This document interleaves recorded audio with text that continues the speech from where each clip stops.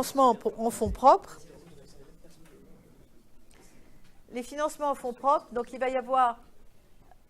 Alors, je vais parler d'abord de ce qui se développe maintenant, qui est nouveau, qui se développe. Donc, c'est l'equity crowdfunding, c'est-à-dire qu'on se finance en fonds propres, mais sur une plateforme sur Internet. Mais pour rentrer là-dessus, il faut que vous demandiez au minimum 100 000 € quand même. Donc, c'est un projet déjà... C'est un vrai prototype, quoi. En moyenne, il lève 250 000 €. Bon, mais vous voyez que l'investisseur, il peut arriver juste avec 100 €, lui. Hein. Donc, ça c'est très large. Ça s'adresse à plein d'internautes. Alors, il faut que vous ayez un statut. Le statut de société par action, qui est le seul statut, d'ailleurs, qui vous donne accès à l'introduction en bourse. Hein. Il faut avoir un statut de société par action. Ou société par action simplifiée, là, qui est un statut plus facile, parce qu'en fait, c'est très libre, statut par action simplifié. Il y a des actions, mais on peut écrire, je vous en parlerai plus tard, mais on peut écrire un petit peu comme on veut les statuts de l'entreprise. Bon, vous faites appel, en fait, à l'investissement public, donc c'est normal, il faut que vous publiez vos comptes, il faut que vous préveniez ceux qui vous donnent de l'argent si vous modifiez vos statuts, et il faudra que vous convoquiez quand vous allez avoir des actionnaires, là. Ce seront des internautes qui auront peut-être mis 100 €. Alors, ils auront des actions, une fraction d'action pour 100 €, mais ce sont des actionnaires, donc vous devez les convoquer en assemblée générale pour les décisions stratégiques. Parce que vous ne pouvez pas, dans une entreprise par action, on ne peut pas prendre les décisions tout seul. On prend les décisions avec ceux qui sont propriétaires de l'entreprise, donc tous les actionnaires. Parfois, les fondateurs ont une grande part, mais tous les actionnaires peuvent venir à une AG, même celui qui a que 100 € d'action. Il peut venir à une action. Alors après... les votes se feront en fonction, normalement. Alors là, je ne sais pas comment se font les votes, ça doit être selon les statuts. Dans une société par action normale, les votes se font en fonction du capital détenu. C'est-à-dire celui qui a le plus d'actions, c'est lui qui pèse dans la décision. Oui ? Oui, voilà. Il faut que l'entreprise soit créée. Oui, oui, absolument. Ben, c'est normal. Hein, pour equity, ça veut dire action. Donc pour émettre des actions, il faut déjà que vous soyez une entreprise. Donc, il y a une présélection, il y a un contrôle. Hein, donc, le conseiller en investissement participatif, il instruit votre dossier, il regarde, il vérifie que vous existez bien. On ne va pas prélever de l'argent pour quelqu'un qui partirait tout de suite à l'étranger, faire le tour du monde. Que vous avez bien une société, qu'elle est immatriculée, qu'elle a bien des comptes, que ce qu'elle publie, ça correspond bien à ce qu'ils ont publié sur société.com ou sur tous les sites où les sociétés publient leurs comptes. Alors, il y en a où ce sera l'investissement direct, ce qui est un peu compliqué, parce que là, vous aurez tous les internautes en direct, hein, qui vont venir à vos assemblées générales. Donc, pour que ce soit un peu moins compliqué, parce que prendre une décision en faisant voter des milliers de personnes, c'est un petit peu compliqué, même s'ils sont minoritaires, quoi. Il faudra les faire voter, vous êtes obligés légalement. Il faudra les convoquer tous par lettre de commandée, hein, à l'assemblée générale. Donc, vous voyez le nombre de lettres recommandées qu'il faut envoyer. Soit l'investissement collectif, donc en fait, là, on crée une holding qui regroupe et représente les investisseurs. Et en fait, dans ce cas-là, c'est souvent, celui qui représente les investisseurs, c'est souvent quelqu'un de la plateforme. Alors, il y a WeSeed, qui est une des plateformes, franceutile.com, AXA, tout ça, c'est des noms de plateformes. Et donc, souvent, c'est quelqu'un de la plateforme qui représente, en fait, ceux qui ont investi, donc ceux qui sont dans la holding. Mais bon, il faudra quand même faire voter la holding, hein, parce que celui qui représente la holding, il faudra quand même faire voter, de toute façon, les actionnaires, hein, pour savoir quelle est leur opinion sur les options stratégiques à prendre. Donc ça simplifie un peu la prise de décision, mais parfois aussi, ça reste long, quoi, parce qu'il faut quand même faire des assemblées générales avec les internautes pour prendre des décisions. Oui. Tous les investisseurs, ils donnent à une holding qui après redistribue à l'entreprise. Voilà, c'est ça. Elle redistribue, la holding, voilà. La holding, c'est une holding, c'est-à-dire c'est comme un véhicule qui collecte tous les fonds.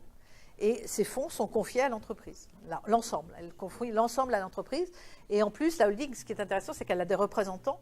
Donc en fait, l'entreprise n'est pas face à des milliers d'actionnaires, elle est face à quelqu'un qui représente des milliers d'actionnaires. Et donc, qui va lui dire, bon, les actionnaires se sont réunis, ils ont voté, ils ont telle ou telle position par rapport aux décisions qui sont... Bon, il y a un ordre du jour à l'Assemblée générale, on sait quelles décisions on va discuter. Hein. Et donc, bon, s'ils sont minoritaires, de toute façon, ça ne va pas beaucoup jouer ça. Mais Mais vous êtes obligé de le faire quand même. Vous êtes obligé de tenir compte, en tout cas de les consulter, même si, in fine, vous faites ce que vous avez, parce que vous êtes majoritaire et que finalement vous allez faire ce que vous voulez. Mais il faut aussi, vous êtes un petit peu tenu de. Il ne faut pas non plus faire exactement. On peut donner à plusieurs entreprises. Non. Là, c'est une holding ad hoc. C'est une holding qu'on ne crée que pour une entreprise. Là, on la crée pour l'entreprise qui. Si, mais ça, c'est autre chose. Oui, dans d'autres. Là, je suis dans le cadre du crowdfunding et là, on crée une holding pour chaque entreprise qui lève des fonds. Là, on crée. Mais dans d'autres cas, effectivement, mais c'est plutôt des filiales. Alors, la holding, ça peut être, c'est presque la maison mère et puis il y a des filiales dessous. Voilà, c'est ça. Oui, c'est ça. Mais dans ce cas-là, la holding, elle détient toutes les autres filiales. C'est un peu particulier. C'est autre chose. Voilà. Donc, alors, dans la plupart des cas, l'entrepreneur reste quand même l'actionnaire majoritaire, c'est-à-dire qu'il ne va pas mettre, il va lever que le capital qui lui permet de, il ne va pas lever tellement de capital qu'il deviendrait minoritaire. Hein. S'il se demande trop de capital, effectivement, il risquerait de. Alors, il y a un pacte d'actionnaires qui existe quand on recueille des fonds propres. Hein, on en parlera plus tard. Mais généralement, dans ces cas-là, les pactes d'actionnaires prévoient en fait qu'il n'y ait pas de distribution de dividendes. C'est-à-dire que les internautes, là, leurs dividendes vont être réinvestis dans l'entreprise. Donc, en fait, ils ne vont pas voir la couleur d'un dividende. Ils espèrent pouvoir revendre avec une plus-value plus tard quand l'entreprise sera bien développée. Donc, dans ces pactes d'actionnaires, on prévoira comment ils peuvent revendre leur part. Parce que ce n'est pas de la bourse. Hein, donc, en fait, revendre sa part, il peut y avoir personne pour l'acheter. Donc, ça veut dire que vous avez mis peut-être, je ne sais pas, 1 000 €. Mais en fait, personne ne veut l'acheter de votre part. Donc, dans ce cas-là, votre part, elle vaut 0. Vous avez beau avoir mis 1 000 €. Donc, ça peut être. Alors, dans certaines plateformes, on essaie de stabiliser, disons, ces actionnaires. Donc, les investisseurs doivent rester au minimum 3 ans actionnaires. Ils n'ont pas le droit de revendre leur part. Bon, alors, dans ces investisseurs, il peut y avoir des concurrents éventuellement. Hein. Donc, faire attention aussi à ce qu'on dit dans ce cas-là, parce qu'il peut y avoir des concurrents qui fréquentent la plateforme pour savoir un peu quelle est votre stratégie, quels sont vos points forts, vos points faibles. Et qui peuvent donc là, il faut faire très attention. Il faut en dire assez pour séduire les internautes, mais il ne faut pas en dire trop, parce qu'il peut y avoir des gens qui sont là pour savoir. C'est ouvert à tout le monde, par définition. Enfin, en tout cas, votre pitch du départ, la manière dont vous présentez votre projet, c'est ouvert à tout le monde. Parce qu'il s'agit de séduire le maximum d'investisseurs potentiels. Alors, quand les investisseurs veulent vendre leurs actions, donc dans certaines plateformes, ce sera autorisé qu'au bout de minimum 3 ans, soit l'entrepreneur va racheter les parts sociales, soit de nouveaux investisseurs rachètent les parts sociales, soit un industriel rachète l'entreprise.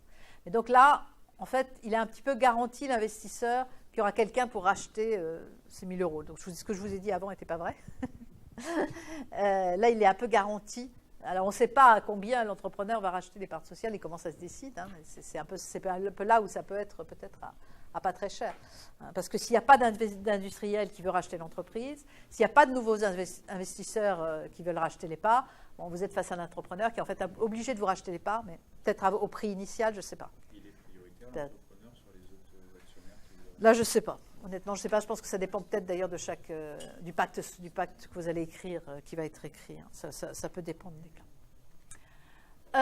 Alors, les investisseurs classiques en fonds propres, donc là, je vous ai parlé de ce qui était un peu particulier. Oui, alors, juste sur l'equity, je reviens en arrière. Donc, la collecte de fonds propres de façon participative. Il faut faire attention de ne pas lever trop de fonds de cette manière-là, parce que vous avez quand même de plus en plus d'actionnaires très dispersés. Et si un fonds d'investissement veut venir après, il peut trouver que c'est très, très compliqué de rentrer en capital dans une entreprise qui a comme ça un actionnariat très dispersé, qui est représenté par une holding, etc. Et quelqu'un qui voudrait vous racheter aussi va trouver que c'est très compliqué d'aller négocier avec un actionnariat très dispersé pour racheter les parts de l'entreprise. Donc, ça risque d'éloigner les fonds d'investissement, donc à faire avec prudence, à bien réfléchir et à s'informer. Il faut aussi réfléchir à la levée de fonds. Hein. Si elle est trop faible, après vous regretterez peut-être, vous ne serez pas fait à cette même façon. Si elle est trop importante, en fait, vous n'arriverez pas à lever tous les fonds et du coup, l'opération sera annulée. Quand vous ne levez pas tout ce que vous avez demandé au départ, l'opération est annulée et vous ne recevez rien. Et en fait, dans un cas sur deux, ces opérations-là de crowd equity échouent. Elles ne peuvent pas être menées à bien parce qu'en fait, il n'y a pas assez de gens qui veulent donner de l'argent pour boucler le tour de table que veut boucler l'investisseur, l'entrepreneur. Bien, il est quelle heure? Je vais peut-être faire la pause maintenant. Il y aura des acteurs qui, classiquement, apportent du capital à l'entreprise. Alors, il faut savoir que, généralement, une entreprise, elle va demander du capital une première fois, en stade d'émergence, quand elle commence. Puis ensuite, plusieurs années après, elle va faire une autre augmentation de capital. Puis souvent, plusieurs années après, elle en fait une troisième. Donc, il y a plusieurs tours d'augmentation de capital. Et les gestionnaires qui investissent dans votre entreprise, par exemple, ils prennent les risques avec vous. Peut-être que vous allez faire faillite. Il y a beaucoup d'entreprises qui se créent et qui font faillite dans les 3 ans qui viennent. Si vous faites faillite, l'argent qu'ils ont mis, c'est de l'argent en capital, en fonds propres, ils perdent tout. Ils perdent tout. Donc, ils prennent une partie du risque avec vous. Alors, en général, ils investissent de façon minoritaire et en général, ils n'ont pas envie de devenir majoritaires. Ils ont envie, ceci dit, de peser sur les décisions parce qu'ils trouvent parfois que le créateur ne prend pas les bonnes décisions. Parfois, divergence de vision stratégique entre les investisseurs et le créateur. Et c'est vrai que certains peuvent, par exemple, considérer qu'un ingénieur ou un scientifique, bon, c'est très bien, il a créé son innovation, il a créé... Mais en matière de gestion, de management, de business développement, il ne va pas être très performant. Donc, il vaudrait mieux, au bout de quelques temps, que vous passiez la main. Bon, vous restez dans l'entreprise, mais bon, vous recrutez un business développeur qui va être le DG de votre entreprise. Il peut y avoir des pressions dans ce sens, hein, ça existe. Il peut y avoir aussi des pressions envers une... Alors ça, c'est surtout quand on a avancé dans le temps et que les investisseurs commencent à être proches du moment où ils se disent qu'ils vont sortir. Hein, parce que les investisseurs, ils investissent, mais pour un certain nombre d'années, puis ils se disent qu'à la revente, hein, ça peut être 3, 5, 12 ans, où ils vont sortir, c'est-à-dire qu'ils vont revendre leur part et ils espèrent faire une bonne plus-value au moment de la revente de départ. C'est pour ça qu'ils ont investi. Et donc, pour faire une bonne plus-value, il faut que la mariée soit belle. Donc, il faut que l'entreprise soit très rentable. Donc, quand on arrive là vers le moment où ils considèrent qu'ils vont vendre, ils veulent plutôt une stratégie rentable à court terme parce qu'il faut sortir des bénéfices, il faut sortir du chiffre d'affaires. Donc, alors que le fondateur, lui, il est peut-être toujours dans une vision à long terme de développer ses produits, de développer son innovation, etc. Et l'investisseur, lui, il veut qu'il y ait du bénéfice en bas du compte de résultat et qu'il y ait du chiffre d'affaires, qu'il y ait une croissance visible, nette, parce qu'il veut pouvoir faire du profit à la revente. Donc là, il peut y avoir... et bon, moi j'ai vu dans une biotech de pharmacie, une divergence d'intérêt. Le fondateur, il voulait développer une deuxième molécule. Il avait en tête un développement d'une deuxième molécule qui pouvait être intéressante aussi. Et les financiers, eux, ils n'en voulaient pas et ils ont fini par le sortir, quoi. Alors, le fondateur, il a toujours des parts importantes dans son entreprise, hein, mais il n'est plus DG de son entreprise. Ils avaient plus de 50% de... Oui, parce qu'il y a un moment parce qu'on fait un tour de table, puis 2 tours de table, et puis 3 tours de table, et donc peu à peu, si l'entreprise ne croît pas plus vite que vous faites entrer du capital, c'est le capital qui rentre qui commence à être majoritaire. Il faut que l'entreprise croisse plus rapidement que vous ne faites entrer du capital étranger. Donc ça, c'est des paris qui ne sont pas toujours faciles, surtout pour une biotech qui ne fait que dépenser de l'argent et qui ne fait pas un sou de chiffre d'affaires, ou très peu, marginalement, qui n'a pas de bénéfice, qui est tout le temps en perte. C'est délicat.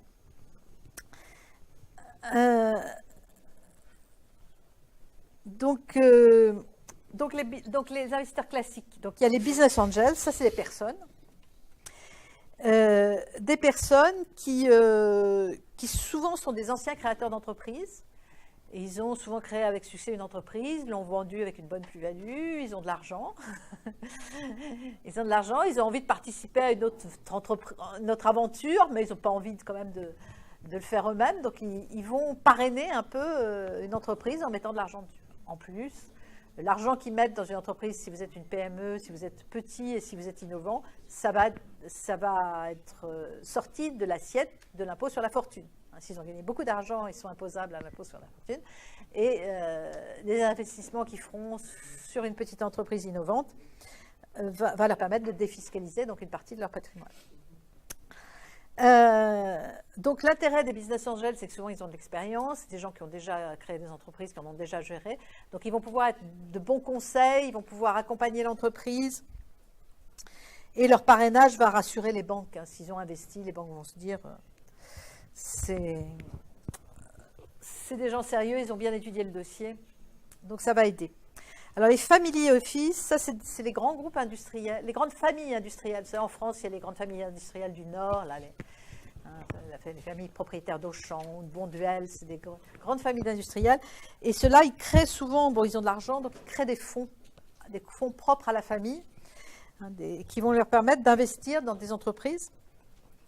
Et parfois, ils ont envie de développer leur région, donc ils vont investir dans les entreprises de la région. Alors ça peut être aussi directement des industriels qui créent des structures pour investir, des corporate ventures, et ces fonds vont investir dans des startups. Alors là, le groupe est plutôt intéressé en général à tester une idée, à voir si la startup, effectivement, elle a une technologie, elle a une idée, c'est un nouveau marché, que ça va marcher. Donc pour elle, c'est une manière d'observer la technologie ou d'observer de nouveaux clients, de nouveaux marchés.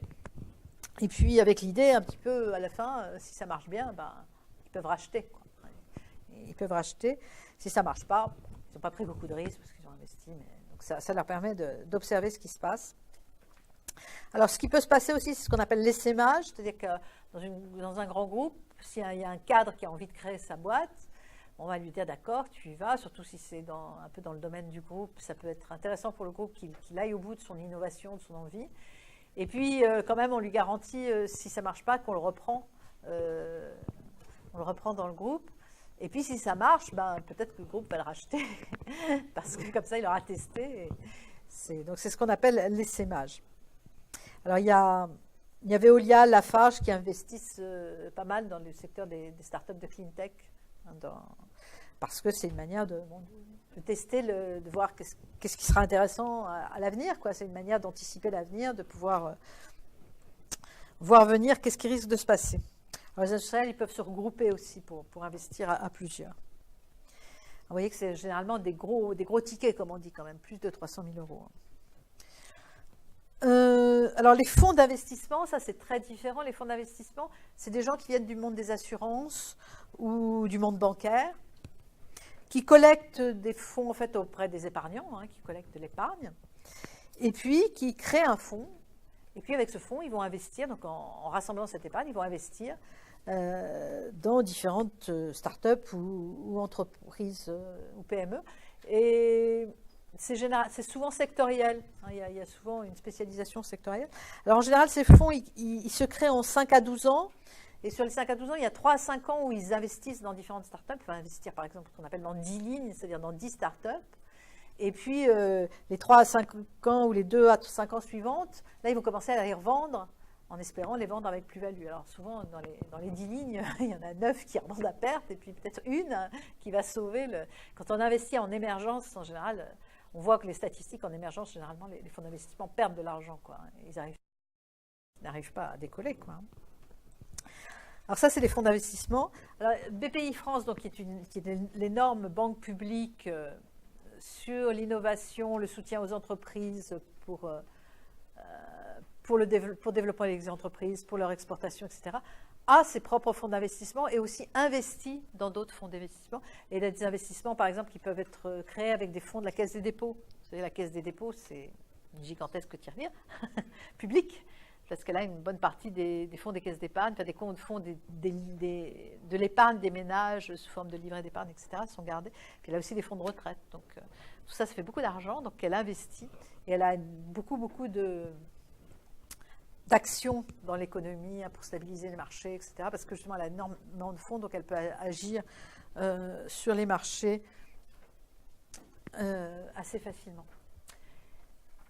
Alors, les fonds de pension, c'est les fonds qui gèrent les fonds de retraite, qui éventuellement peuvent investir aussi en fonds propres dans des startups pour diversifier leurs investissements, simplement pour avoir un petit peu une diversification d'investissement. Alors, sur le site de la BPI, vous allez trouver une plateforme qui est une plateforme qui permet de mise en relation de PME ou de créateurs d'entreprises et d'investisseurs potentiels.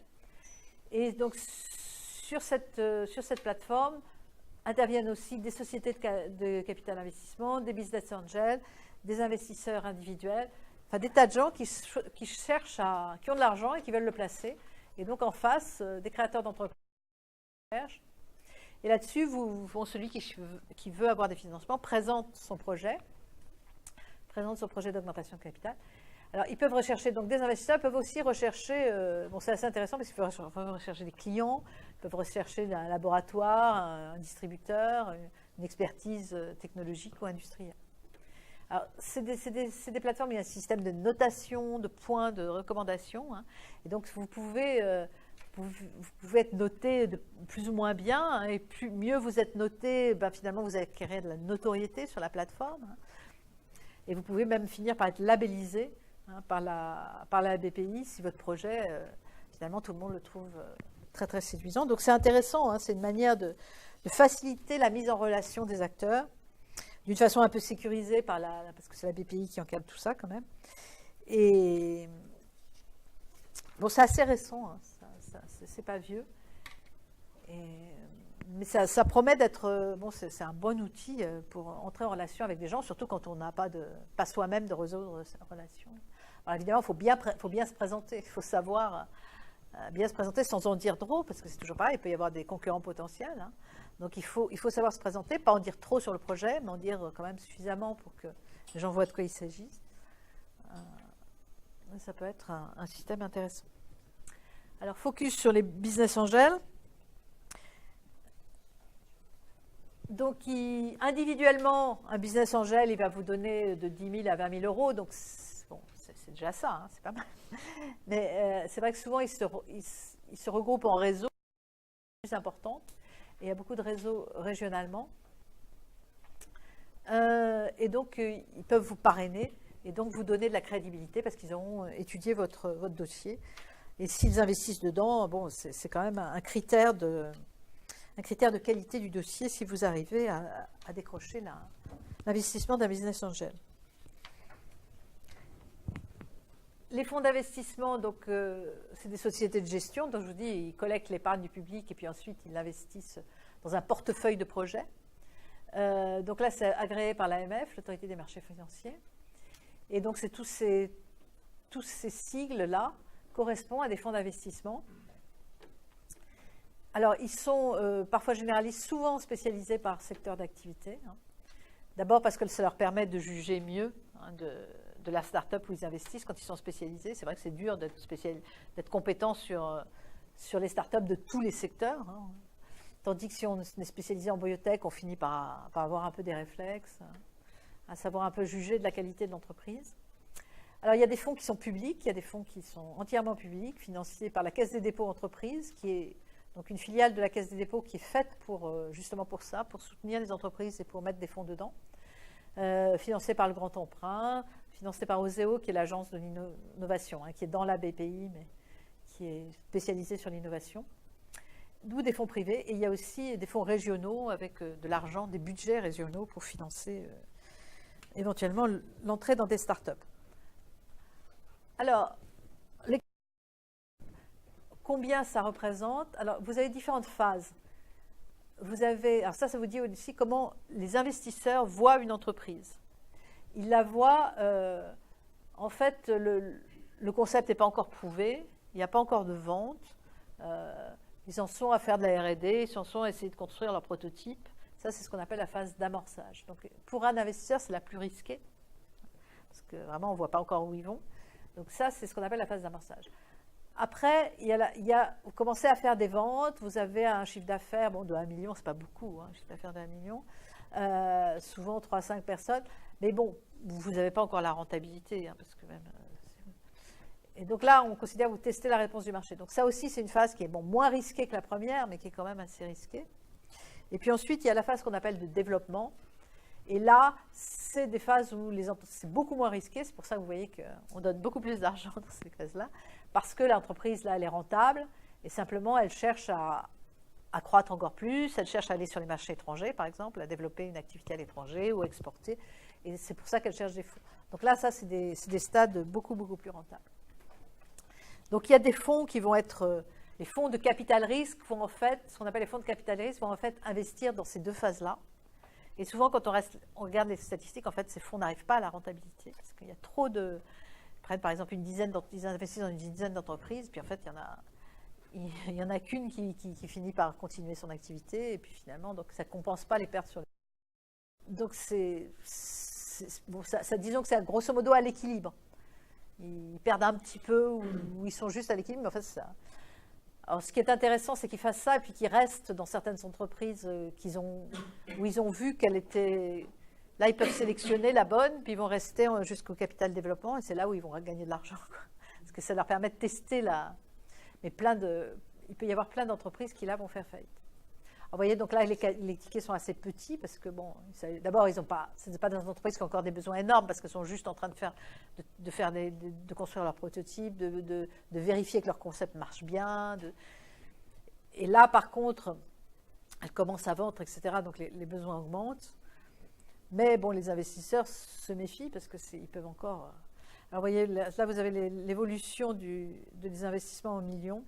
Alors, il y a une baisse à partir de...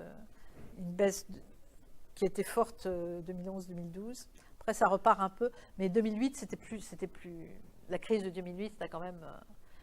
Ça commence à rattraper un petit peu le niveau de 2008. Mais enfin, la crise de 2008 a beaucoup découragé l'investissement. Voilà pour la... C'est une évolution un peu pareille avec des montants plus importants pour la...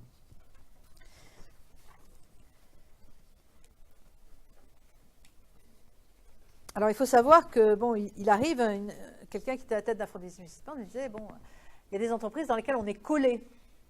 Ils estiment qu'ils sont collés parce que l'entreprise vivote, ne fait pas faillite, mais elle ne croit pas. Donc, en fait, la valeur de cette entreprise, ça reste pareil. Ils ne peuvent pas en sortir parce qu'il n'y a personne pour acheter. Ils voudraient en sortir, ils voudraient récupérer leurs billes, mais il n'y a personne pour vouloir racheter les parts.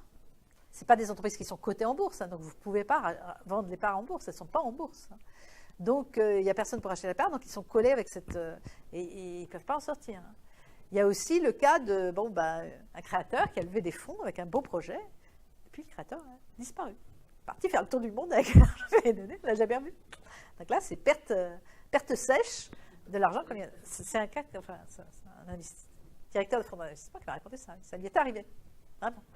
Donc, effectivement, après, pas trop envie, c'est une mauvaise expérience. Hein. Ça décourage.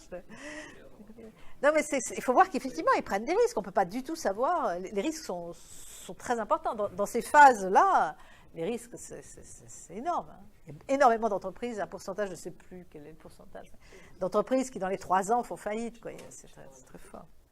C'est pas grave de faire faillite. Il y a des créateurs d'entreprises qui font faillite plusieurs fois, puis qui, la 3e fois, là, ils vont créer l'entreprise qui va avoir une croissance exceptionnelle, parce qu'ils ont fait faillite, mais ils ont appris.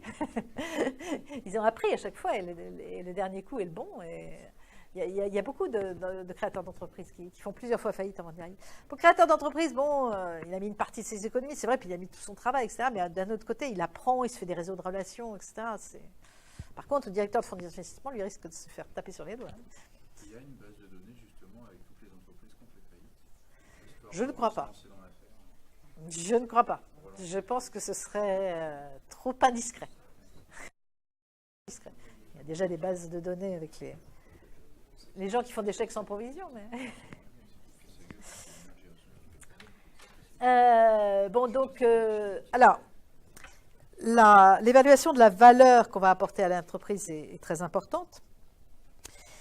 Alors aussi, oui, pour les investisseurs. Donc, ils investissent un premier tour, mettons, en phase d'émergence. Puis après, il peut y avoir un deuxième tour. L'entreprise, 2 ou 3 ans après, s'aperçoit qu'elle a encore besoin de capital. Donc, elle fait un deuxième tour en phase capital risque. Et puis après, en développant, ils en font un 3e tour. Vous voyez, pour ceux qui ont investi au début, eh bien, quand il y a d'autres investisseurs qui rentrent, si l'entreprise n'a pas cru en proportion du capital qu'elle demande, peu à peu, les investisseurs du début, ils sont dilués, quoi. Ils ont une part plus faible de l'entreprise. Donc, c'est embêtant pour eux, parce que du coup, à la revente, ils vont quand même moins gagner. Hein. Donc, à chaque tour, les investisseurs historiques, les premiers, ils risquent de perdre un petit peu. Alors bon, il y a des moyens de faire en sorte, avec de leur redonner un peu de capital par des moyens qui seront dans les pactes d'actionnaires, etc. Mais bon, tout n'est pas simple pour l'investisseur non plus. Alors, une levée de fonds, comment ça va se passer? Donc, le créateur, il va essayer de pitcher, c'est-à-dire en un quart d'heure exposer son projet. Il faut savoir donc exposer son projet en un quart d'heure face à n'importe qui. Et souvent, il va pitcher quand il cherche il va devenir un pro du pitch pour essayer de séduire des investisseurs potentiels, soit des fonds, soit des business angels. Alors, quand vous exprimez le montant que vous demandez, donc combien vous cherchez de capital, et quel pourcentage de capital de votre entreprise vous êtes prêt à céder en échange, là, en fait, vous dites à quelle valeur vous estimez votre entreprise, quoi. Et les investisseurs en face, ils n'ont pas nécessairement la même valeur en tête. Donc, il y aura une négociation, parce qu'effectivement, souvent, le créateur, il trouve que sa boîte, elle vaut cher, elle a énormément de potentialité. Les investisseurs, ils voient surtout le risque, et donc, ils la voient un petit peu différente. Donc, souvent, il y aura plusieurs rencontres. Enfin, si vous arrivez à décrocher des rendez-vous, évidemment, il faut quand même que votre projet intéresse. L'instruction des dossiers, ça va être long, parce que, c'est des gens qui vont mettre de l'argent, donc ils vont prendre le temps de bien décortiquer tous les documents que vous leur avez donnés. Alors, il faut savoir que les investisseurs, en général, en gros, ils vont prendre collectivement entre 20 et 40% de votre entreprise. Au premier tour, c'est ce qu'ils vont prendre. Pourquoi? Parce que vous avez besoin d'argent, qu'ils ne vont pas surévaluer votre entreprise. Et vis-à-vis de ce que vous demandez, ça va faire à peu près ça. Et puis, ils ne veulent pas être majoritaires. Ils ne veulent pas gérer l'entreprise à votre place. Ce n'est pas leur but. Ils veulent juste pouvoir vous revendre avec profit d'ici quelques années. Donc, ils veulent peser un peu sur s'assurer que l'entreprise est bien gérée, qu'elle croît, pour avoir une plus-value à la revente. Alors, c'est important de savoir communiquer, de savoir faire parler de soi. Donc, les concours, pour ça, c'est pas mal parce que retombées presse, il y a de la communication quand on gagne un concours. C'est des moyens de faire parler de soi, d'avoir de la notoriété, et ça aide. C'est vrai que les investisseurs, c'était des directeurs des gens qui s'occupent justement de lever des fonds comme ça, ils disaient c'est important que quand quelqu'un a entendu parler d'une entreprise, déjà, en fait, ça devient familier. Ça fait plusieurs fois qu'on entend ce nom, etc. Donc ça devient familier. Devenant familier, ça devient moins risqué, ça devient plus envisageable. Plus on entend parler de vous, évidemment, il vaut mieux que ce soit en bien qu'en mal, mais ça va peu à peu, vous allez peu à peu rentrer dans l'environnement et dans le mental des investisseurs potentiels. Il ne faut aussi pas annoncer toutes les bonnes nouvelles d'un coup. Il faut savoir distiller les bonnes nouvelles, avoir à chaque fois que vous rencontrez cet investisseur, vous dites, oui, vous savez, on a fait le test de marché, ça a très bien marché. En fait, il est fait depuis. Ça fait un moment que vous savez ça. Mais ça ne fait rien, vous ne lui avez pas dit la fois dernière parce que vous lui avez dit autre chose. Donc, savoir, ça c'est important. Peu à peu, ça met l'investisseur dans de bonnes conditions. Il se dit, ils ont un peu la baraque, ça a l'air de bien se passer pour eux. Donc, savoir communiquer avec tous les trucs, avec tous les trucs de la communication, ça aide. C'est des phénomènes humains. Donc, Puis ils prennent effectivement, il y a une question de personne ne sait, personne n'a la boule de cristal, donc c'est des éléments subjectifs qui vont jouer énormément. Donc les investisseurs, ils vont étudier pourquoi vous demandez de l'argent.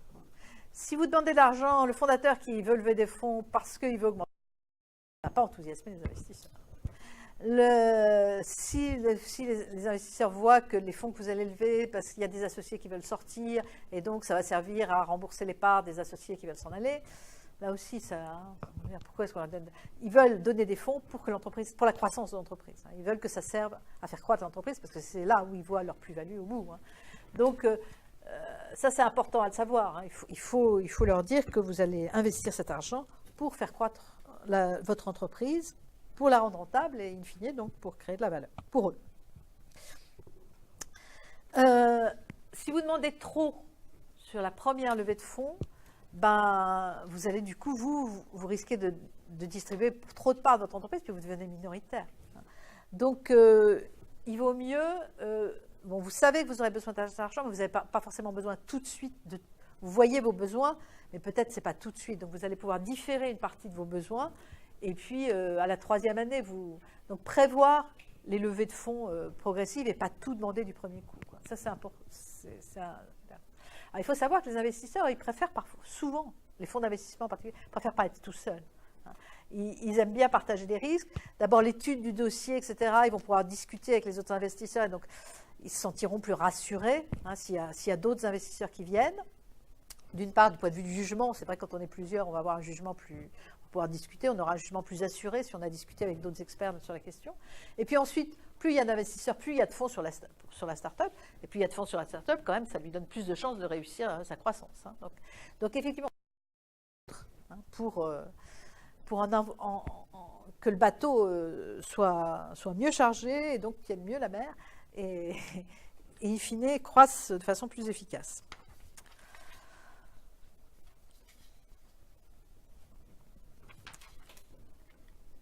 Alors, donc la valeur de l'entreprise, c'est quand même un point important dans la négociation. Donc je vous dis, si vous dites qu'est-ce que vous voulez comme argent et pour vous, ça représente quelle partie du capital, vous avez dit la valeur à laquelle vous pensez pour votre entreprise.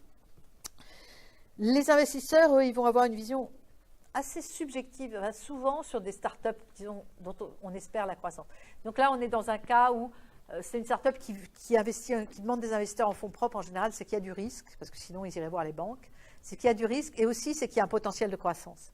Parce que les business angels, les fonds d'investissement à risque, ils ne vont pas investir s'ils ne voient pas qu'il y a un potentiel de croissance et donc ils vont pouvoir faire une plus-value à la rente. C'est ça qu'ils attendent.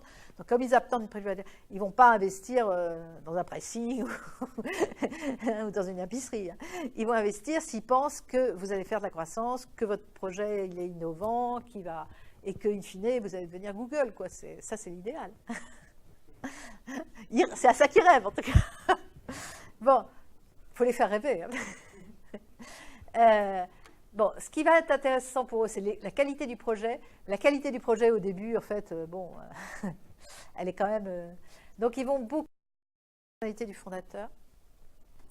Il faut que ce soit quelqu'un d'ambitieux, mais qui sente quelqu'un de réaliste. Donc, ambitieux, mais pas dans les sbroufs, quoi. Quelqu'un de fiable, aussi. S'ils s'aperçoivent que vous leur racontez des cracks, en général, ça casse l'image. Ils ne vont pas s'embarquer à prendre des risques avec quelqu'un qui fait tellement d'esbroufs, qui raconte des mensonges. Donc, ce n'est pas de très bonne politique. Souvent, il vaut mieux... il faut être quand même raisonnablement ambitieux, parce que je vous dis, ils veulent de la croissance. Donc, il faut que le fondateur il porte ce désir-là aussi. Mais il faut qu'ils sentent qu'ils peuvent vous faire confiance. Donc, il faut qu'il y ait une relation de confiance qui s'établisse et qui croit que vous êtes quelqu'un de sérieux. Alors, la complémentarité de l'équipe aussi, c'est important parce que beaucoup de startups échouent à cause de conflits dans l'équipe. D'ailleurs, même si vous créez une entreprise un jour avec des copains, pensez-y, quand vous créez une entreprise et que vous n'avez pas tous la même stratégie vis-à-vis de cette entreprise, eh bien, ça peut être une source de conflit et d'éclatement de l'entreprise. Mettons que vous créez une entreprise, il y en a un qui se voit travailler dans cette entreprise jusqu'à sa retraite, c'est son bébé, c'est son truc, et il veut y rester. Et puis l'autre, il se voit à 3 à 5 ans, il la revend avec plus-value, et puis il va faire autre chose, il vend sur un autre projet. Vous voyez que c'est deux stratégies qui sont incompatibles, qui sont clairement incompatibles, parce qu'il y en a un qui va vouloir vraiment faire de la croissance, même si ça... Et puis l'autre, donc il y a toutes les chances que ça se termine par un conflit. Les deux projets sont tout à fait respectables l'un et l'autre, mais ils sont guère compatibles entre eux. Donc là, il faut se méfier. J'ai vu des startups qui se sont cassés la figure à cause de ça. Parce qu'il y en a un, il voulait vraiment vendre la boîte. Il considérait que là, elle avait assez cru, qu'on pouvait faire une bonne plus-value, qu'il n'y a pas de raison de la garder. Et l'autre, lui, donc il aurait fallu qu'il rachète les parts de son associé, mais bon, ça faisait cher. Donc vous voyez, ça crée des conflits, puis à la fin, la boîte, elle éclate, quoi. Donc ça, c'est important, et les financeurs, ils savent ça. Ils savent ça, donc ils vous regardent avec ce point de vue-là. Et ils vont interroger, ils vont voir si l'équipe, quand ils parlent, est-ce qu'ils se passent la parole facilement, ou est-ce qu'il y en a un qui écrase tous les autres, est-ce qu'ils laissent les autres exister. Donc c'est une équipe où il va réellement y avoir une synergie, ou alors il y a un leader qui est vraiment trop écrasant, et puis les autres, ils sont tellement atones, ils ont tellement peu de personnalité qu'on se demande ce qu'ils vont approcher. Enfin, vous voyez, ils vont juger ce genre de choses. Ils ont quand même l'habitude, les fonds d'investissement, etc., ils en voient beaucoup. Ils en voient beaucoup qui échouent, donc ils ont un petit peu... Mais donc les aspects personnalité, ce qui va émaner de vous va être important. Hein. C'est subjectif, hein. C'est des jugements subjectifs, mais il faut le savoir. Donc la complémentarité de l'équipe, c'est important. Bon, après, le fait que si vous avez déjà fait la preuve de votre concept, que ça marche, c'est déjà un plus quand même. Si vous avez des brevets, bon, c'est déjà ça, même si on sait bien qu'un brevet, ça peut avoir de la valeur ou pas. Mais bon, c'est déjà ça. Ils vont regarder aussi, si vous n'avez pas regardé, si vous utilisiez des technologies, si elles étaient libres de droit, par exemple, là, ils vont commencer à considérer que vous n'êtes vraiment pas sérieux, quoi. Donc il faudrait que vous utilisez quelle technologie, ah oui, et vous avez regardé s'il n'y avait pas de brevet dessus, ah non, ce serait temps. Hein. Donc ça, ils vont être très sensibles à ça. Hein. Il ne faudrait pas que vous soyez bloqué parce que finalement, il y a des brevets développés, déjà déposés. Donc ils vont être sensibles si vous pouvez. C'est vraiment bien. Donc les risques technologiques, les risques marchés, ils vont estimer tout ça. Alors ensuite, bon, alors il y a aussi des choses qui sont à la mode. Hein. Les fonds d'investissement, ils sont dirigés par des gens qui sont plus ou moins pertinents, plus ou moins intelligents, plus ou moins compétents, ça dépend lesquels.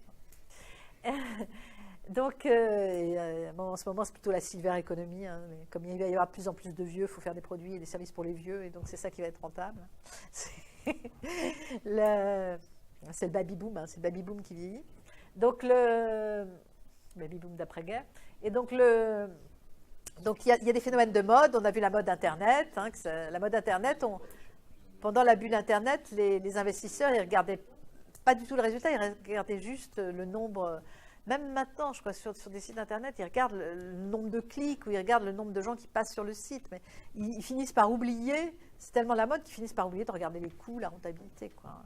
Alors c'est vrai qu'il y a des phénomènes de mode qui donnent lieu à des bulles parce que les gens ils finissent par financer n'importe quoi parce qu'ils pensent que c'est le Graal, que c'est ce qui va marcher, etc. Donc effectivement, ça dépend un peu de la... Mais c'est important de trouver des financeurs qui soient un petit peu compétents, ça aide.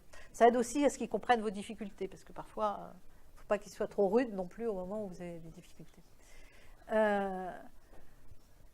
Alors, vous aurez intérêt à essayer de valoriser dans la valeur pré-monnaie, ça veut dire la valeur avant qu'on vous ait donné vos financements, ça s'appelle pré-monnaie. Après, quand vous aurez donné de l'argent, ça s'appelle post-monnaie. Et forcément, quand on vous a donné un gros paquet d'argent, votre entreprise, elle vaut plus. Parce qu'il faut essayer de valoriser le travail que vous avez déjà fait, éventuellement les brevets déjà déposés. Alors, c'est vrai que c'est bien de le faire. Ce n'est pas évident que pour les financeurs, ce soit décisif et qu'ils y croient.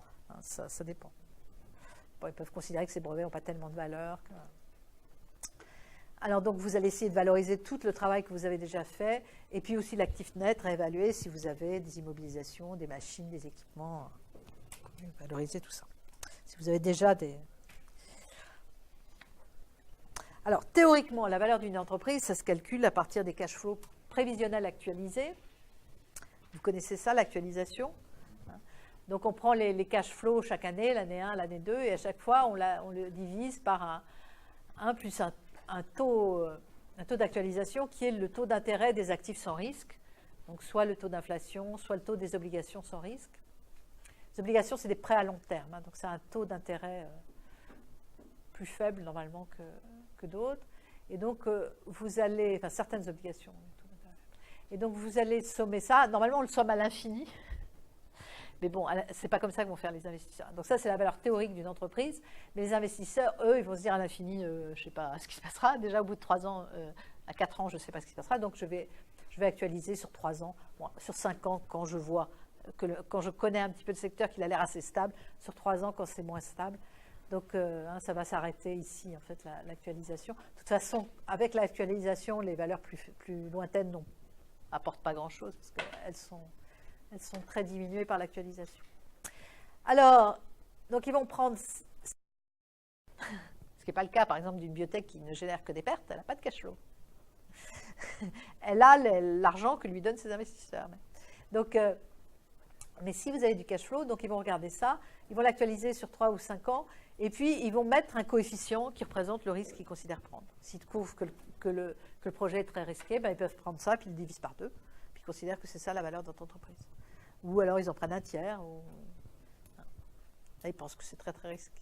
mais ça peut c'est fréquent, quoi. Hein. Parce qu'effectivement, c'est très risqué. Hein. Si on est au stade d'émergence ou de capital risque, c'est très risqué. Ils risquent de perdre, ils risquent beaucoup de perdre. Donc, ils vont prendre qu'une fraction de cette valeur des capitaux. Si vous êtes une entreprise, alors ça, c'est quand il y a du cash flow, hein, quand il y a du résultat net et qu'il y a du cash flow au début. Mais une entreprise de recherche, une biotech, souvent, il n'y a pas de bénéfice, il n'y a pas de cash flow. Donc, si on prenait que ces demandes-là, elles ne vaudraient rien. On actualise 0, ça vaut toujours 0. Hein. Donc, il n'y aurait aucune valeur. Or, il y a des entreprises de biotech qui, en fait, on sait qu'elles vont finir par être le blockbuster, elles vont finir par rapporter beaucoup d'argent. Donc, dans ce cas-là, on va pas... Ce n'est pas ce modèle-là qui vont prendre les investisseurs, ils vont faire autrement. Et dans ce cas-là, ils vont prendre ce qu'ils appellent les comparables d'entrée ou les comparables de sortie, c'est-à-dire ils peuvent prendre plusieurs méthodes en fait. On va en général prendre plusieurs méthodes, puis ils vont voir qu'en fait souvent ça va converger un petit peu, surtout qu'ils vont appliquer des coefficients suivant ce qu'ils sentent eux le risque, et du coup ils vont s'arranger pour que ça converge. Donc comparable d'entrée, c'est-à-dire que des sociétés que vous, qui ont un petit peu votre taille, elles ont levé des fonds. Alors ce qu'il y a, c'est qu'en général on ne sait pas trop quelle est la part de l'entreprise qui a été cédée. Enfin, si ça, on arrive à le savoir, parce que ça dépend. On ne sait pas toujours la part de l'entreprise, et on ne sait surtout pas à combien de fonds elles ont levé. Mais comme si c'est des réseaux de business angels, de fonds d'investissement, ils peuvent arriver à savoir, avoir parfois des informations confidentielles. Et là, ça va leur permettre, eux, de dire, bon, bah, il y a une entreprise, là, elle est dans le même secteur, bon, elle a levé tant, on a pris tant, bon, bah, nous, on va faire pareil, quoi. Ça va donner un comparatif. Ou alors, votre projet est un peu plus risqué, donc on va faire pareil, mais à 70%, quoi. Voilà. Ça va être comme ça va être à la louche, hein, en fait, parce que personne n'a la boule de cristal, mais ils essaient d'avoir quelques critères. Comparable de sortie, eh bien, par exemple, il y a une start-up qui s'est vendue à un grand groupe ou qui s'est vendue en bourse, qui s'est introduite en bourse. Donc, on regarde à combien c'était, si elle s'est introduite en bourse, quelle part du capital elle a mis en bourse, pour quelle valeur. Si elle s'est vendue à un grand groupe, quel capital a racheté le grand groupe et pour quelle valeur. Ça donne une idée de la valeur de l'entreprise. Et alors, ce qu'il y a, c'est que l'entreprise qui arrive à se vendre, en général, elle est plus vieille, donc elle est moins risquée, hein, parce que en général, elle a vécu plus longtemps, donc elle est plus âgée, on va dire, et donc elle est moins risquée. Donc en général, ils vont faire une décote pour vous, qui est plus au stade d'émergence ou au stade du risque, du capital risque. Alors, on prend alors là, il faut qu'il y ait... L'EBITDA, c'est un peu le résultat d'exploitation. S'il y a du résultat d'exploitation à 3 ou à 5 ans, donc tel que vous le prévoyez à 3 à 5 ans, et puis ils vont... avec une décote de risque. Alors, ce qu'ils font aussi, souvent, les investisseurs, ils espèrent que ce soit un groupe qui vous rachète, ce sera plus simple. Soit ils espèrent que vous allez rentrer en bourse. Si vous rentrez en bourse, là, ils vont profiter de l'entrée. Enfin, parfois, c'est un peu compliqué. C'est vrai que si vous rentrez en bourse, donc vous émettez des actions et il y a le public qui les achète, hein, le public plus éventuellement des investisseurs ou des concurrents, d'ailleurs. Ça fait que vous avez de l'argent, mais en échange d'actions. Et ceux qui avaient investi dans l'entreprise depuis longtemps, ils vont avoir envie de sortir à ce moment-là, c'est-à-dire revendre leur part, surtout si le cours en bourse monte et que ça commence à être intéressant pour eux, ça leur fait une plus-value. Mais pour éviter que justement ils revendent leur part et que ça fasse baisser le cours de bourse, s'ils en revendent trop de parts, souvent on leur met des clauses pour que, au moment de l'entrée en bourse, ils soient obligés d'attendre un certain temps avant de pouvoir... donc, ils ne pourront pas revendre leur part tout de suite à l'entrée en bourse, mais attendre plusieurs mois, voire une année après, pour vendre leur part. Ce qui fait que l'action ne va pas être handicapée par ça, et au départ, elle pourra prendre... quand une action entre en bourse, il vaut mieux que ce cours commence à monter. Ça rend les investisseurs plus optimistes que si elle descend tout de suite. Après, ça va être plus dur. Dans la seconde augmentation de capital, vous aurez du mal à avoir des investisseurs qui veulent... même du public qui veut acheter vos actions. Donc, en général, on part d'un cours plus pour que l'action monte, hein, par rapport aux critères, aux ratios que font les gens en bourse. Pour que l'action monte, et donc ça rassure les investisseurs futurs. Et donc, oui, donc s'ils espèrent, alors ils peuvent espérer aussi donc, que vous rentriez en bourse, sinon ils peuvent espérer que vous soyez racheté par un grand groupe, ce qui en général, si le grand groupe vous valorise bien, trouve que vous êtes très stratégique, il va mettre beaucoup d'argent, donc eux, pour eux, c'est très intéressant, ils vont vendre leur part avec une belle plus-value. Donc ça, c'est en général quelque chose qu'ils espèrent, c'est une voie de sortie très bonne pour eux. Mais donc souvent, ils vont aller regarder, souvent les grands groupes, quand ils rachètent une start-up dans leur secteur, ils vont regarder des ratios de marge, etc., ils vont les comparer à leur activité à eux. Donc les financiers si vous êtes une start-up qui vous rachète et que vous avez une taux de marge très inférieur à eux, ils ne vont pas avoir envie de vous racheter, ou ils vont vous racheter à pas cher. Si au contraire vous avez un taux de marge bien plus élevé que le grand groupe, là le grand groupe il va être intéressé à vous racheter éventuellement assez cher. Donc les financiers vont prendre ça en compte, donc ils vont aller regarder les grands groupes dans votre activité, qu'est-ce qu'ils ont comme taux de marge dans telle et telle activité, les ratios qu'ils ont comme ça, en se disant, bon, si elle a un taux de marge plus important que celui du grand groupe dans la même activité, eh ben, le grand groupe, il va l'acheter cher. Donc ça, c'est positif. Par contre, si vous avez un taux de marge qui est moindre, là, ils vont plutôt vous appliquer des décotes un peu sévères parce qu'ils vont se dire, on ne va pas pouvoir sortir par l'achat d'un grand groupe et ça c'est dommage. Pour eux, c'est dommage. Voilà. Alors, après, donc ils vont combiner plusieurs méthodes d'évaluation, puis ils vont négocier avec le créateur. Le créateur, il peut dire aussi, moi, je ne suis pas d'accord avec votre évaluation. C'est ça, je dire ça. Parfois, ce n'est pas facile à trouver d'autres investisseurs. Donc, parfois, il va falloir aussi que le créateur il mette de l'eau dans son vin et qu'il accepte, finalement, sa boîte, elle ne vaut pas ce qu'il espérait. En tout cas, les investisseurs ne veulent pas la valoriser à ce prix. Et s'il veut avoir des sous, il faut qu'il accepte de donner plus d'argent que ce qu'il pensait, de donner plus d'actions que ce qu'il pensait, plus de parts de son entreprise par rapport à l'argent qu'on va lui donner.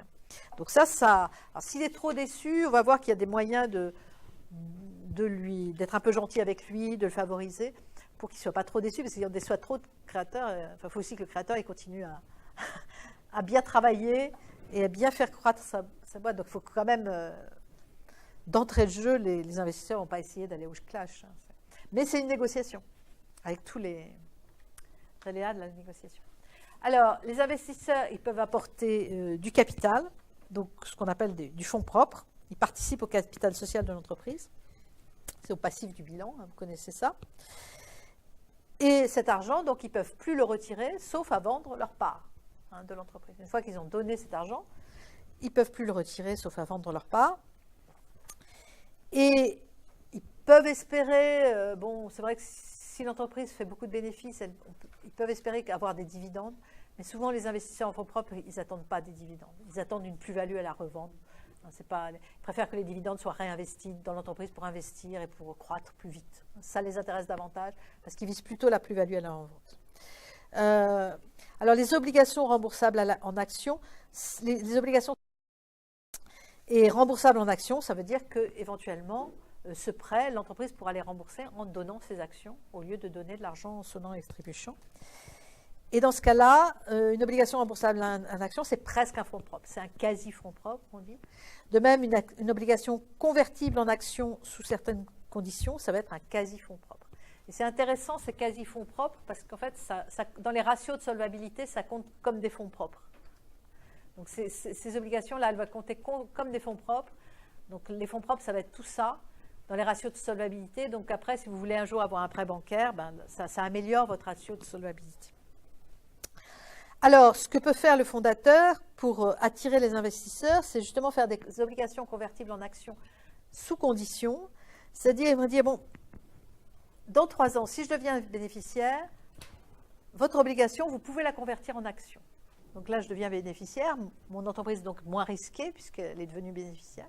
Et puis, si je ne deviens pas bénéficiaire, ça reste des obligations. Donc là, c'est un prêt. Et donc, je suis toujours censé vous le rembourser. Tandis que quand c'est une action, c'est plus un prêt. Donc là, une action, l'investisseur, il peut perdre tout. Tandis qu'une obligation, c'est un prêt, c'est à long terme, mais à terme, il peut rentrer dans ses sous. On lui doit, c'est une dette. Donc, on devra lui rembourser l'obligation. Donc, l'investisseur peut considérer que c'est bien, parce que c'est moins risqué. En fait, il investit en obligation, il prête à long terme à cette start-up, et puis, de toute façon, elle lui doit toujours l'argent. Donc, elle sera obligée de... Tandis qu'en action, elle n'est pas obligée. Si après, elle rentre en bourse et que son cours s'effondre, l'action, elle ne vaut rien. L'obligation, elle a une durée maximum, non ? Oui, c'est à très long terme, mais il y a des durées... Oui, je ne peux pas vous dire les durées, mais c'est à très long terme, hein, c'est 10 ans, ce genre de choses. Donc ça, c'est ce qu'on appelle, ces conditions, on appelle ça des milestones, des bornes, quoi. On donne des... C'est-à-dire que là, c'est la rentabilité, hein, ou alors si j'ai mon brevet, enfin ça peut être différentes choses, hein, qui vont rassurer le financier en lui disant que si tel événement positif se produit, à ce moment-là, vous pourrez convertir votre obligation en action.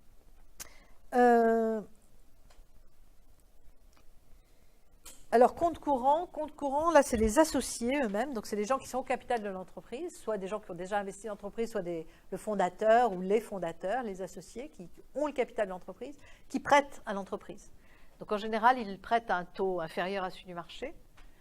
Ils prêtent à l'entreprise et s'il y a ce qu'on appelle une convention de blocage, c'est-à-dire que ce prêt, il n'est remboursable qu'à long terme, plusieurs années après, dans ce cas-là, ce compte courant va aussi être considéré comme un quasi-fonds propre.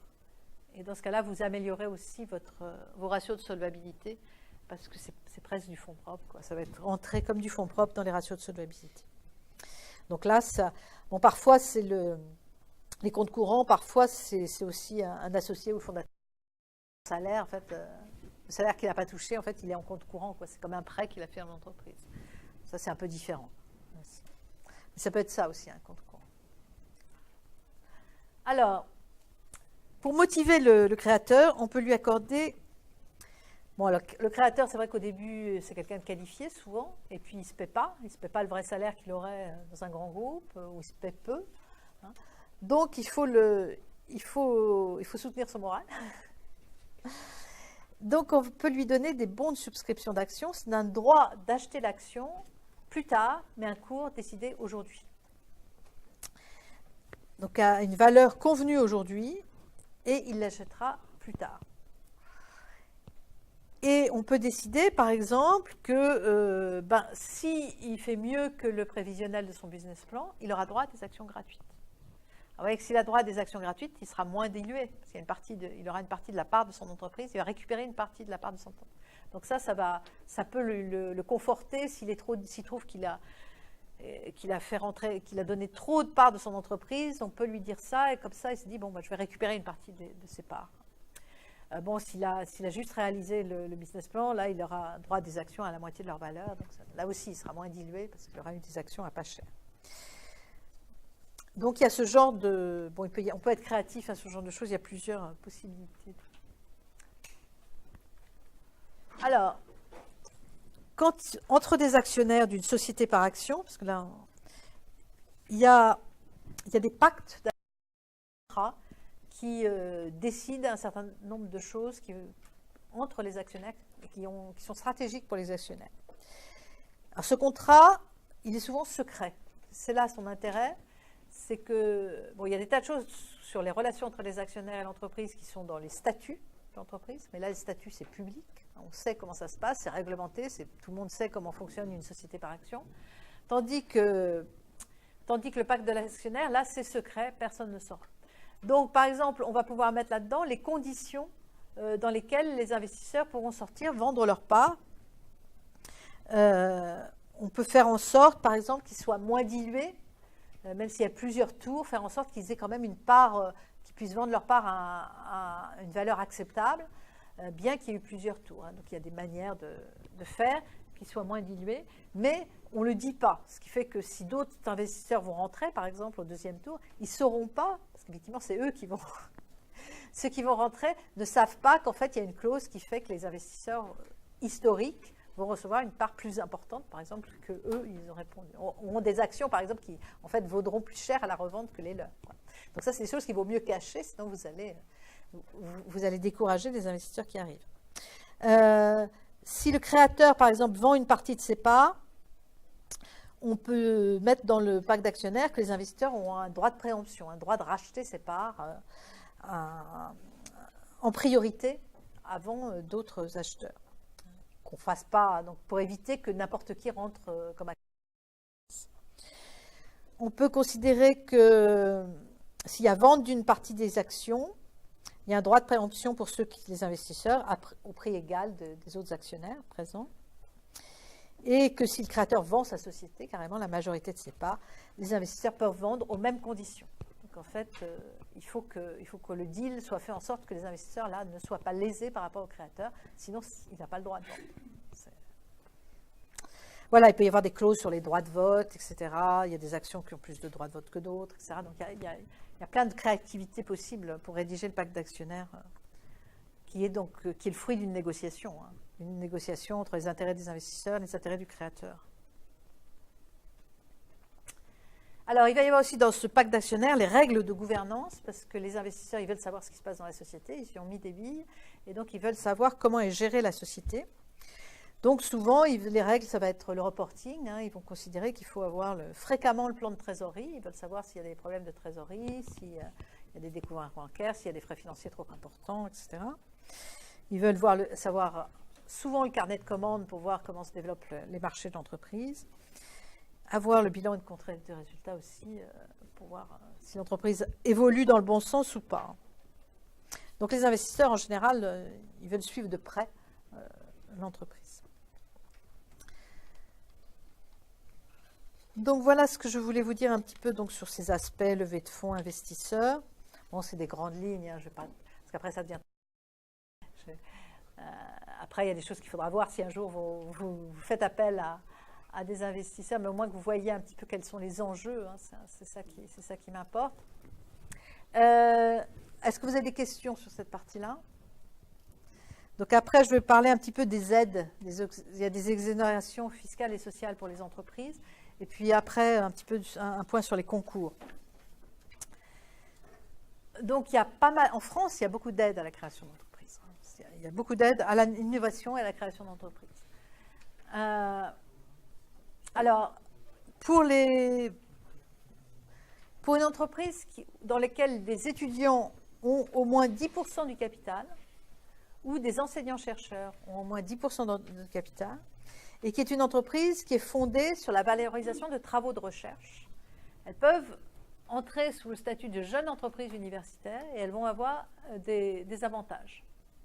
De même, si c'est une entreprise qui est récente, moins de 8 ans, hein, qui n'est pas trop grande, et qui fait beaucoup de R&D, il faut que ce soit 15% des charges fiscalement déductibles, et donc là, il y a un certain nombre de listes de charges qui rentrent dans l'assiette de ces déductions fiscales.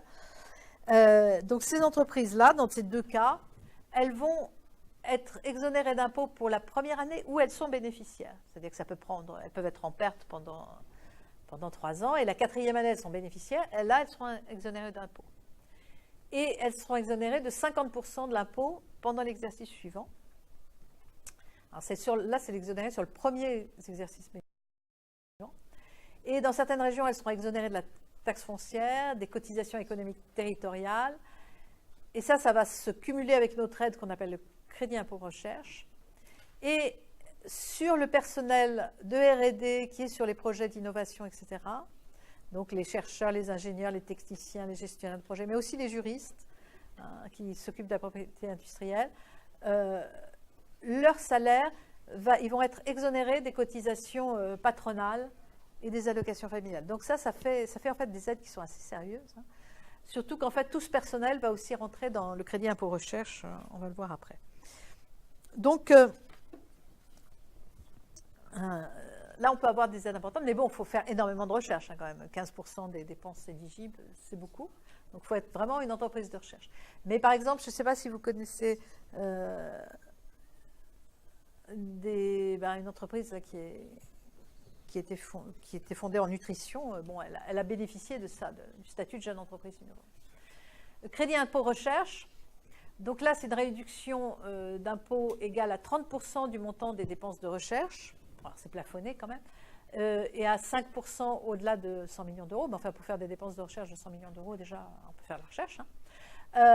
Donc, évidemment, il y a une liste de dépenses éligibles. Il faut aller voir avec le service des impôts, parce que si vous ne mettez pas la dépense qui est considérée comme une dépense de recherche, vous allez avoir un redressement fiscal à la clé. Donc, il vaut mieux aller voir avec le service des impôts. Mais si, par exemple, l'entreprise n'épuise pas ce crédit d'impôt, parce que, par exemple, elle est en perte ou elle n'a pas assez qu'elle paye peu d'impôts, ou alors elle est en perte, donc elle ne paie pas du tout d'impôt. Donc dans ce cas-là, eh bien, au bout de 3 ans, ça devient une subvention. C'était une diminution d'impôt, mais si vous n'avez pas d'impôt à payer, ben, ça va devenir une subvention. Au bout de 3 ans, et si vous êtes une entreprise de moins de 250 salariés, ça va être immédiatement. Hein, ou si vous êtes si vous avez le statut de jeune entreprise, ça va être immédiatement. Donc en fait, là, ça, c'est des subventions. Et donc vous voyez votre personnel R&D, d'une part, on vous exonère des cotisations sociales patronales, et d'un autre côté, le reste du salaire, pas tout le reste du salaire, va rentrer là. Hein. Ça va être de l'impôt, tout le reste de salaire. Donc vous aurez 30% de ce montant des salaires hors cotisation patronale, puisqu'on ne vous les fait pas payer, vous allez avoir une réduction d'impôt. Alors, comme en général, les startups qui commencent, elles n'ont pas beaucoup de bénéfices, et bien très vite, ça fait des subventions. Donc, c'est quand même des systèmes très, très intéressants. Alors, il y a un peu l'équivalent pour l'innovation. Donc là, c'est des entreprises petites et c'est 20% de dépenses d'innovation. Et là, les dépenses d'innovation, c'est une vision un peu plus large de l'innovation. Et là aussi, ça peut se transformer en subvention. Si ça devient, donc c'est des dépenses de dépôt de brevet, vous voyez que là, c'est un peu plus large, dépôt de brevet, dépenses de fonctionnement, ou certificat d'obtention végétale, si vous faites de la sélection. Donc là aussi, c'est assez intéressant. Et enfin, le dispositif des thèses CIFRE. Si un jour vous avez envie de faire une thèse de la recherche appliquée en entreprise, vous pouvez essayer de démarcher des entreprises, parce que c'est quand même un système très intéressant. CIFRE, c'est Convention industrielle de formation par la recherche. Donc vous êtes un doctorant et l'entreprise qui vous emploie va soit exonérée des charges sociales vous concernant. Alors il faut que le projet soit mené en collaboration avec le laboratoire public ou le thésard ou le doctorant fait sa thèse. Donc il faut mieux qu'il fasse sa thèse en 3 ans, parce que sinon après ça va se compliquer. Mais donc, là, exonération de charges sociales, et puis en plus le salaire du doctorant qui n'est pas des charges sociales, là, lui, il va rentrer dans l'assiette du crédit à l'impôt recherche. Donc c'est un doctorant qui ne coûte presque rien à l'entreprise, en fait. Et il y a une entreprise qui a très bien fait ça, une entreprise qui a réellement fait de la recherche, d'ailleurs, qui est intéressante, qui c'est Valorex. C'est une petite boîte avec 50 personnes d'alimentation animale en Bretagne, petite, il y a ces silos là dans la campagne. Et puis en fait, c'est un ingénieur qui est à la tête et il s'est intéressé aux graines de lin. Il s'est intéressé comment faire de l'alimentation animale qui augmenterait le taux de protéines du lait et qui améliorerait le profil d'acide gras du lait produit. Et puis ensuite, il a travaillé de lin extrudé aux vaches. Il a essayé de démontrer que ça permettait de baisser le taux de matière grasse dans le lait, ce qui est pénalisant, et d'augmenter le taux de protéines. Et ensuite, il a fait des expérimentations sur des tas d'animaux pour prouver que ça permettait d'améliorer le profil d'acide gras des viandes, viande de poulet, aussi d'acide gras dans les œufs. Et alors sur les œufs, ça marche très bien. Sur les viandes, c'est un peu plus léger. Et donc, il a fait tout ça, toutes ces recherches, avec des doctorants. Comme c'est une petite boîte, il n'a pas beaucoup de moyens, en employant des doctorants, comme ça, qui lui coûtent pas très cher. Et, in fine, si les doctorants marchent bien, après, il les recrute. Et il a créé la filière bleu-blanc-cœur. Je ne sais pas si vous voyez, parfois, vous trouvez des labels dans les... et ça améliore le profil d'acide gras, qui soit meilleur pour la nutrition du point de vue de la santé humaine. Alors c'est très rigolo, parce que moi j'ai regardé toutes ces publications. Et on voit qu'au départ, il est très bon, parce qu'il est aussi c'est aussi un vendeur, quoi. Il sait très bien vendre. Au début, les vaches, il leur faisait manger tellement, parce qu'il fallait arriver à baisser le mastérien du lait, mais pas à baisser le taux de protéines, parce que sinon pour les éleveurs, c'était embêtant.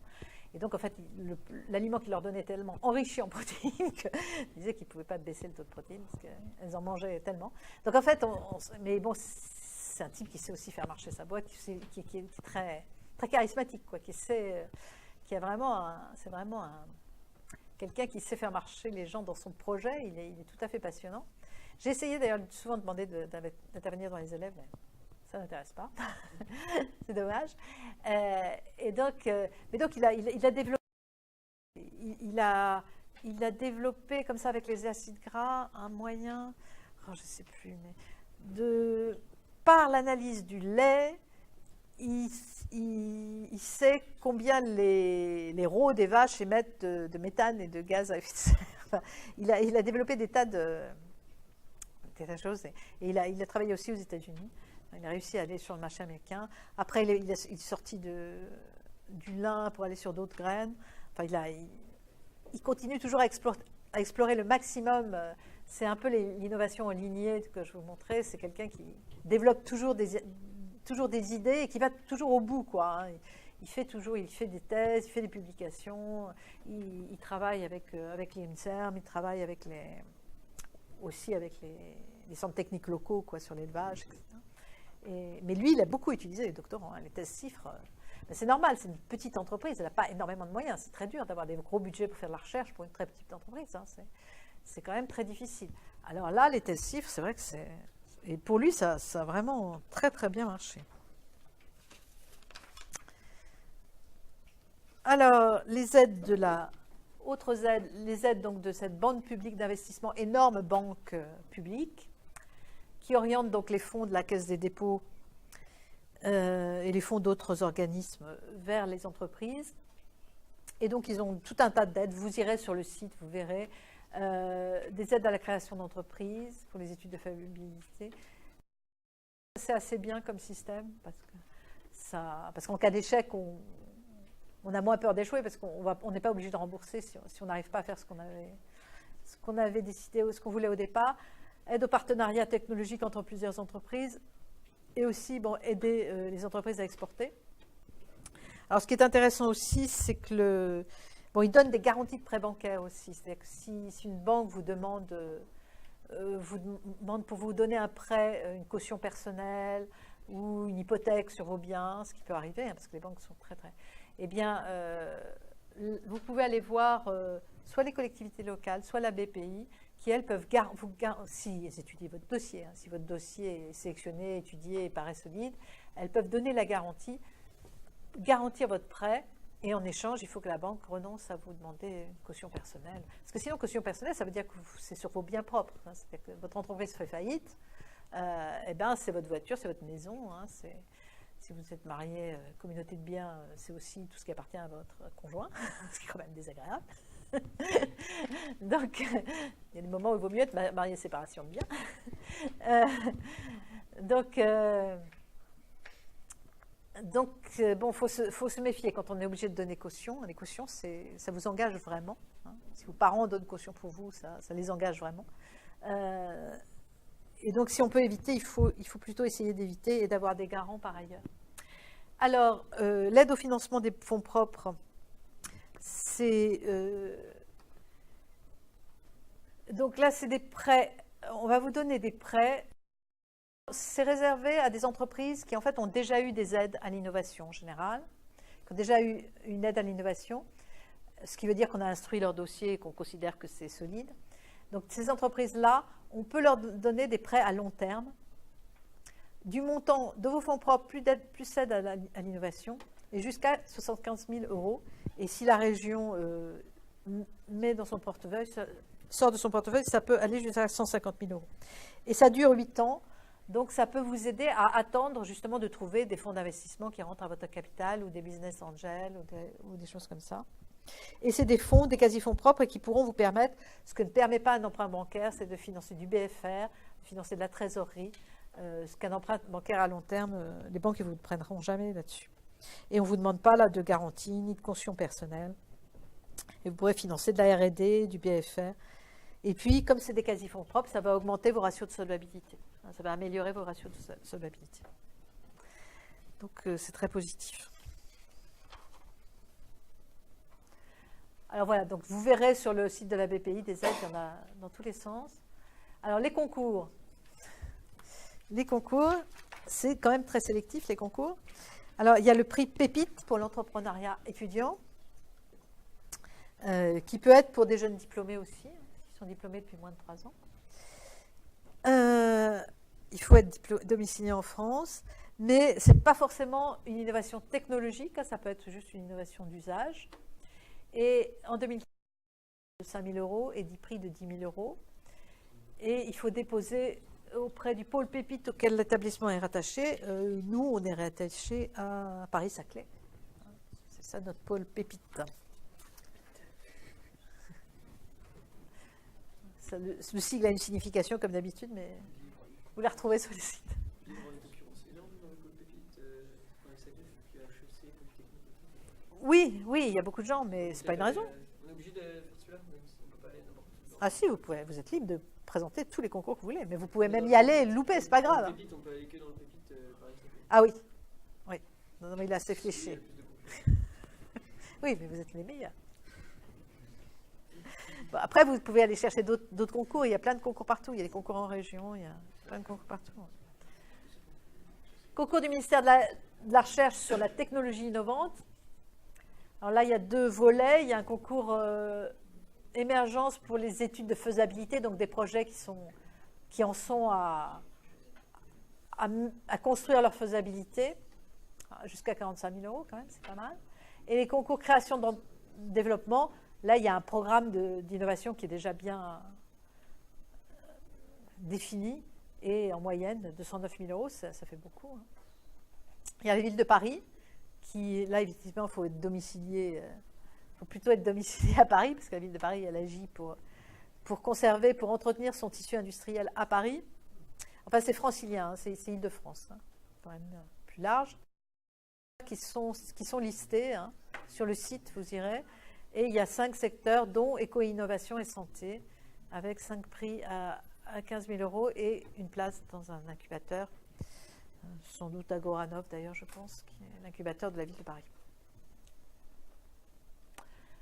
Donc il y a le concours mondial de l'innovation par le ministère de l'économie, avec donc ces thèmes-là. Ça, c'est les thèmes de cette année. Ça a un peu changé par rapport à l'an dernier.